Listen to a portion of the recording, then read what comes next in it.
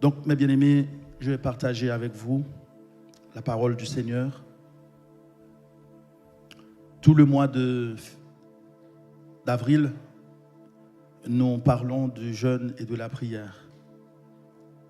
Aujourd'hui, je vais parler de la persévérance dans la prière. Dites avec moi, persévérance dans la prière.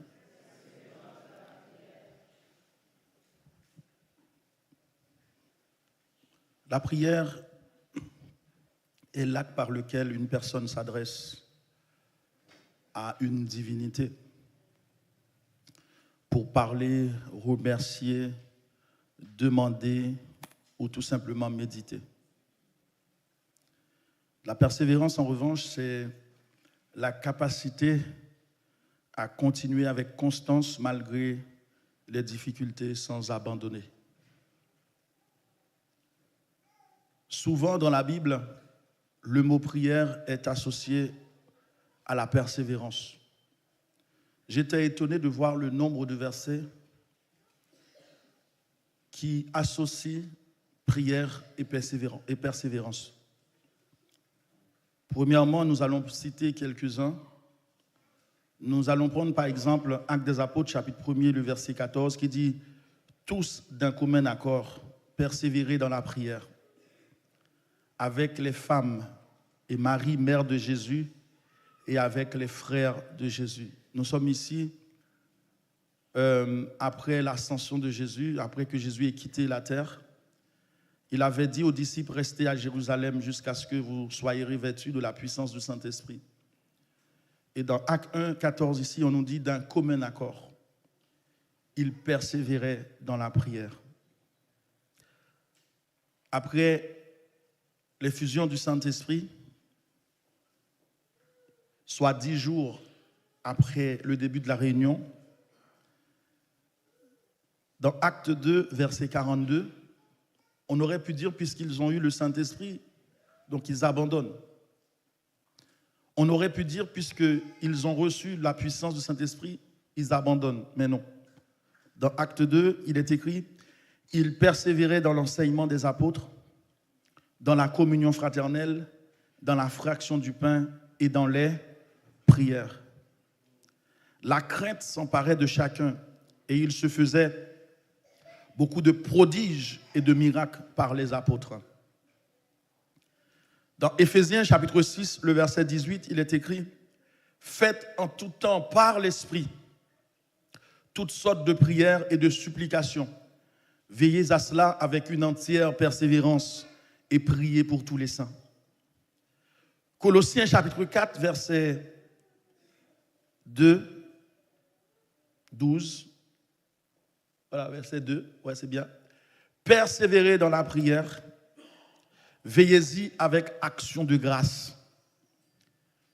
Nous pouvons prendre aussi Philippiens chapitre 4, le verset 6, qui dit « Ne vous inquiétez de rien, mais en toute chose, faites connaître vos besoins à Dieu par des prières et des supplications avec action de grâce. » Nous poursuivons avec Romains chapitre 12, le verset 11, qui dit « Ayez du zèle et non de la paresse, soyez fervents d'esprit, servez le Seigneur. Réjouissez-vous en espérance, soyez patients dans l'affliction, persévérez dans la prière. » Verset 13, « Pourvoyez aux besoins des saints, exercez l'hospitalité. » Vous voyez le nombre de versets où le mot prière est associé avec persévérance. Donc si la prière, c'est parler à Dieu, c'est communiquer avec Dieu. La Bible, la parole de Dieu nous demande de faire cela avec persévérance. Donc de persévérer, de ne pas abandonner. Malgré les moments difficiles, que l'on soit en joie ou attristé, nous devons toujours persévérer. Amen. Dans la prière. Et nous voyons ici dans Apocalypse chapitre 5, le verset 8, une phrase qui devrait vraiment vous encourager à persévérer dans la prière. Lisons ensemble ce passage. Apocalypse 5, 8, on y va. Quand ils eurent pris le livre, les 4 êtres vivants et les 24 vieillards se prosternèrent devant l'agneau, tenant chacun une harpe et des coupes d'or remplies de parfums qui sont la prière des saints. Là, ici, apôtre Jean est dans une vision, il est dans le ciel. Il voit des coupes remplies de parfums. Et qu'est-ce qu'il y avait dans ces coupes, dans ces vases? La prière des saints, la prière des enfants de Dieu. Ça veut dire, la prière que tu fais, même si tu ne vois pas encore l'exaucement, ta prière n'est pas perdue, elle est stockée. Dis à ton voisin, sois encouragé, ta prière n'est pas perdue. Ta prière n'est pas perdue. Yes.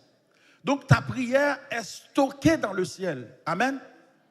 Donc chaque prière que tu fais, c'est stocké. C'est stocké. C'est stocké. Mais un jour arrivera où ta coupe débordera. Amen. Il est dit dans le psaume 23, l'Éternel est mon berge. Je ne manquerai. Il me fait reposer dans de verts pâturages. Il me dirige près des eaux paisibles. Il restaure mon âme. Il me conduit dans les sentiers de la justice à cause de son nom. Il dit quoi? Quand je marche dans la vallée de l'ombre de la mort, je ne crains aucun mal, car tu es... Ok? Ta roulette et ton bâton me rassurent. Qui ça? Tu dresses une table en face de mes adversaires. Tu oins d'huile ma tête et ma coupe. Déclarer matin, c'est pour bon Dieu, oint d'huile tête tout. Et c'est pour coupe ou déborder. Par contre, depuis qu'il est à prier, par contre, depuis qu'il est à remplir, déclarer faveur, bon Dieu, sous la vie. Même si le pot couplet le débordé. Par contre, sous recevoir le matin, prophétiser sous la vie, c'est pour couper ou déborder. Ça relève faveur, ça relève grâce. Alléluia. Il y a quelquefois, serviteur, ou qu'on ne pas prier assez, mais l'Éternel agit. Il y a quelquefois, coupe là qu'on ne peut complet, mais le déborder, ça relève faveur. On nous dit avec faveur. On nous dit avec grâce. Il tu oint d'huile ma tête et ma coupe déborde. Yes. Mais bien aimé, la prière, c'est pas seulement, on ne prie pas Dieu seulement quand on a un besoin.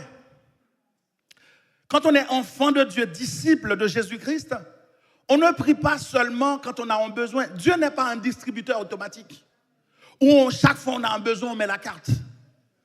Donc c'est un distributeur automatique, on y voit à chaque fois qu'on a besoin d'espèces. Dieu est notre Père. Dieu est notre amoureux.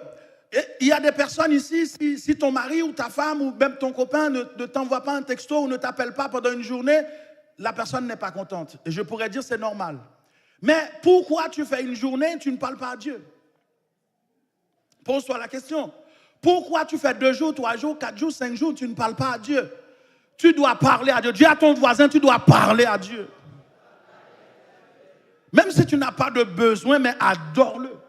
Est-ce que vous êtes là, ma bien-aimée? Même si tu n'as pas de besoin, mais tu peux l'adorer. Tu peux dire, Seigneur, merci pour la vie. Seigneur, merci pour ma santé. Merci pour le mouvement et l'aide. Merci, Seigneur, parce que je peux me déplacer. Seigneur Dieu, à chaque fois que tu rentres dans ta voiture, dis Seigneur, merci, j'ai une voiture. Merci, j'ai le permis. Merci, j'ai la capacité de conduire. Il y a des personnes qui ont la voiture, mais la voiture est garée. Même s'il y a des personnes qui ont le permis, mais qui n'arrivent pas à conduire. Tu as une voiture, tu as le permis, tu peux conduire. Et il y a des personnes qui ont la voiture, qui ont le permis, qui n'ont pas d'essence, qui ne peuvent pas payer l'assurance. Dis Seigneur, merci, j'ai le permis, j'ai la voiture, j'ai la santé. J'ai l'assurance, mais ce quelqu'un la reconnaissant, ça va clamer mon Dieu, ou pas me faculté, ou pas me gaz. Oui, mais je dis, mettre gaz dans la machine signifie quelque chose. Signifie quelque chose, parce que gaz n'a pas bon marché. Si vous mettez gaz toujours, levez-moi, dit Alléluia. Laissez à bonne capacité pour me conduire. Laissez à bonne machine. Laissez à bonne gaz. Laissez à changer pneu. Laissez à prendre soin moi. Laissez à bonne vision. Alléluia. Moi j'ai yeux. Moi kawé. Acclamez mon Dieu pour ça.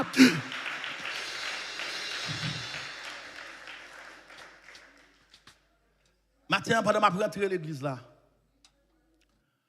L'aime fin saluer monsieur qui sous parking, premier monde m'a rencontré dans porte là, il dit pasteur, j'ai un problème parce que maman me voit un message moi kounya, il dit me rentrer aux urgences.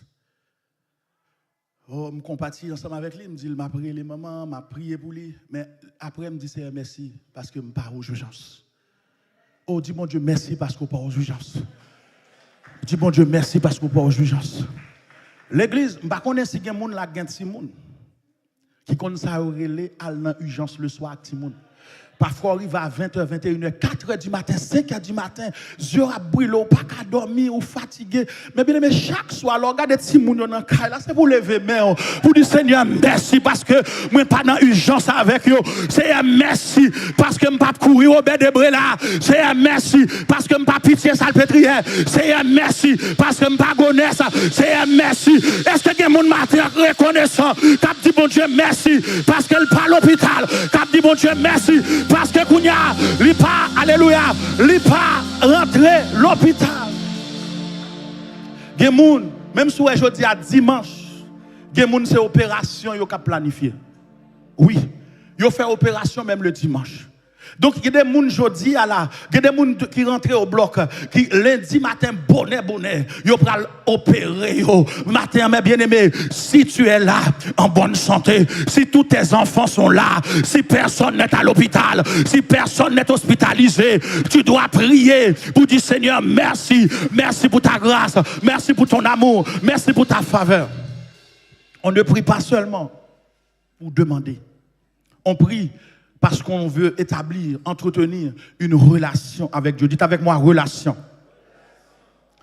La prière, bien aimé, ce que la prière fait. Ce que la prière fait. La prière te maintient dans la présence de Dieu. Dans la maison de Dieu. Et, mes bien-aimés, écoutez-moi bien. Dans Matthieu, chapitre 21, le verset 12-13, lisons ensemble Matthieu chapitre 21, verset 12-13. Concentrez-vous parce que je ne vais pas rester trop longtemps. Donc Matthieu chapitre 21, verset 12 et 13. Lisons ensemble. Jésus entra dans le temple de Dieu. Il chassa tous ceux qui vendaient et qui achetaient dans le temple. Il renversa les tables des changeurs et des sièges des vendeurs de pigeons.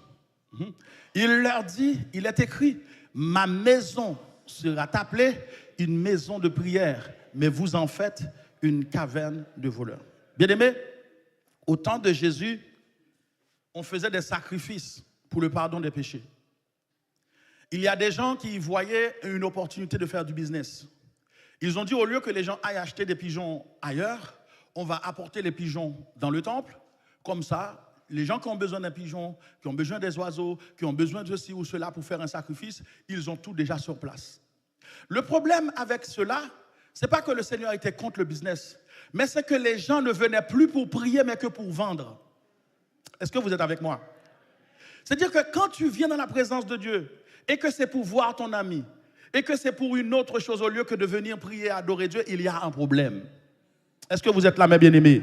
Il y a un problème. Tu dois venir dans la présence de Dieu pour adorer, pour louer, pour prier le Seigneur. Le Seigneur a renversé les tables. Il s'est mis dans une sainte colère. Il a chassé les vendeurs du temple. Il a dit, ce n'est pas normal. Vous ne venez pas pour adorer Dieu, mais vous venez uniquement pour vendre. Mais le Seigneur va dire cette phrase, il va dire, ma maison sera appelée une maison de prière. Donc, il faut savoir qu'ici, le Seigneur ne donne pas un ordre nouveau, mais le Seigneur rappelle une prophétie d'Ésaïe. Parce que cela est écrit dans Ésaïe chapitre 56, le verset 7. Il dit, je les ramènerai sur ma montagne sainte et je les réjouirai dans ma maison de prière. Leur holocauste et leurs sacrifices seront agréés sur mon autel, car ma maison sera appelée une maison de prière pour tous les peuples. Ça veut dire que normalement, les Juifs sont censés savoir que le temple de Dieu est une maison de prière. Parce que le prophète Ésaïe avait prophétisé cela depuis 700 ans auparavant. Que Dieu avait dit, je ramènerai mon peuple dans ce pays et ma maison sera appelée une maison de prière. Donc Jésus, ici, il a rappelé tout simplement ce qui a été dit par l'Éternel. Mais ici, nous voyons qu'au jour d'aujourd'hui, C'est vrai que nous avons besoin des grands bâtiments pour adorer le Seigneur.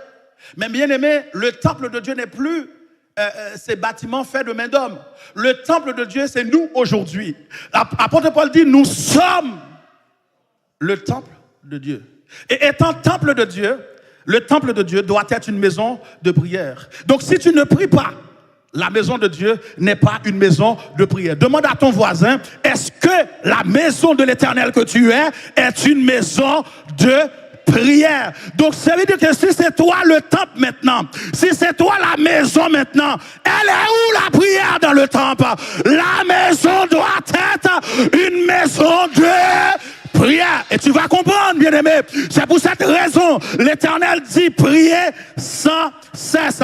Dans 1 Thessaloniciens, chapitre 5, le verset 17, il dit prier sans cesse. Donc ça veut dire que je suis dans le bus, je prie. Je suis dans le train, je prie. Je suis dans ma voiture, je prie. Je suis à l'école, je prie. Je suis à l'université, je prie. Je prie le matin, je prie à midi, je prie le soir, parce que je suis un temple. Et le temple doit être une maison de prière. Bien-aimés, écoutez bien. Dans Exode chapitre 12, le verset 22, dans la 10e plaie que Dieu a jetée sur les Égyptiens pour qu'ils laissent partir son peuple, le Seigneur dit à Moïse de dire au peuple de tuer une brebis, de prendre le sang et de mettre ce sang-là sous les linteaux des portes. Quand l'ange destructeur va passer, il va voir le sang sous les linteaux de porte et il ne va pas faire de mal là où il y a le sang. Mais regardez dans la dernière phrase de Exode chapitre 12, 22, si vous pouvez l'afficher. Que nous dit la dernière phrase? Nul de vous ne sortira de la maison jusqu'au matin. Pourquoi? Parce que la protection était sur la maison. Si tu quittes la maison, tu n'es plus protégé. Et si aujourd'hui, ce n'est plus une maison physique, c'est nous qui sommes la maison, qu'est-ce qui nous protège? C'est quand nous prions. L'Église n'a pas compris. À partir du moment que tu pries, tu ne pries plus, c'est comme si tu quittes la maison. Tu sors de la maison. Parce que la maison de Dieu doit être une maison de prière. Et tu as une maison pour Dieu parce que il est dit dans Jean 14, le verset 23, Jésus leur dit, j'aimerais qu'on lise ensemble ce passage. Jean chapitre 14, le verset 23. Jésus, on y va, 1, 2, 3. Jésus lui dit, si quelqu'un m'aime, il gardera ma parole. Et mon Père l'aimera. Nous viendrons à lui et nous ferons notre demeure chez lui. C'est-à-dire que si quelqu'un aime Jésus et que cette personne garde la parole de Jésus, le Père, le Fils, le Saint-Esprit viendront habiter à l'intérieur de cette personne. Dis à ton voisin, tu es le temple de Dieu. Dieu habite en toi. Et c'est pour cette raison que tu ne peux pas faire n'importe quoi avec ton corps. Parce que ton corps est le temple du Saint-Esprit. C'est-à-dire que tu es la maison de Dieu en tant qu'individu. Et nous sommes la maison de Dieu en tant qu'Église. L'Église est aussi la maison de Dieu. Lisons 1 Pierre 2, verset 4-5. 1 Pierre, chapitre 2, verset 4-5. Quand je parle d'Église, je ne parle pas du bâtiment. Je parle de nous, les chrétiens. Amen. Tous ensemble, nous formons l'Église de Dieu. Donc, la présence de Dieu demeure. Et ce qui va maintenir la présence de Dieu au milieu de nous, c'est quand nous prions. Amen. Lisons ensemble. Approchez-vous de lui, pierre vivante, rejetée par des hommes, mais choisie et précieuse devant Dieu. On continue. Et vous-même, comme des pierres vivantes, édifiez-vous pour former une maison spirituelle, un saint sacerdoce, afin d'offrir des victimes spirituelles agréables à Dieu par Jésus-Christ. En fait, en tant qu'une personne, tu es le temple de Dieu. Mais en tant qu'Église, chaque membre de l'Église est une pierre vivante que le Seigneur assemble comme un sage architecte pour bâtir une maison pour lui-même. Et c'est pour cette raison, quand nous prions tous ensemble, la présence de Dieu devient palpable, tangible au milieu de nous. Parce que Dieu se sent bien dans sa maison. Est-ce que vous êtes avec moi? Mais gardez ça en tête, que Dieu dit, ma maison doit être une maison de prière. Et si je suis la maison de Dieu, si je suis le temple de Dieu, dans cette maison, il doit y avoir la prière. Et bien aimé, ce qui te maintient dans la présence de Dieu, c'est le fait de rester dans la prière. Parce que la parole de Dieu nous dit, celui qui demeure sous l'abri du Très-Haut repose à l'ombre du Tout-Puissant. Donc ça veut dire que tu dois demeurer sous l'abri du Très-Haut. Et pour demeurer sous l'abri du Très-Haut, pour rester dans la présence de Dieu, il est impossible de rester tout le temps concentré, de rester tout le temps dans la présence de Dieu sans avoir une vie de prière. Et c'est pour cette raison, tu vas voir que le psalmiste David disait, très tôt le matin, Seigneur, je priais, je cherchais ta face. Le soir, avant de me coucher, je cherche ta face.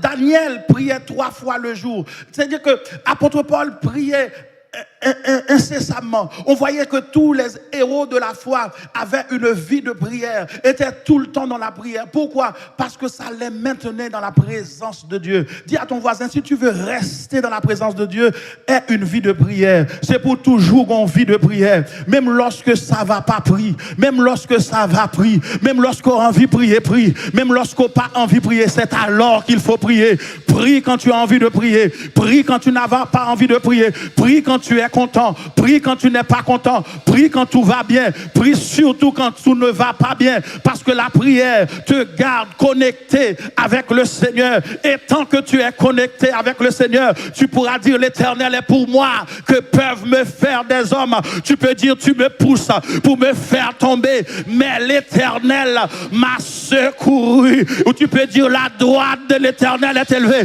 la droite de l'Éternel manifeste sa puissance. Tu peux dire, je ne mourrai pas, je vivrai et je raconterai les œuvres de l'Éternel. Lèvez-moi, on dit Alléluia.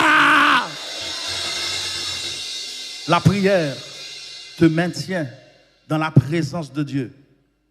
Donc tu dois prier.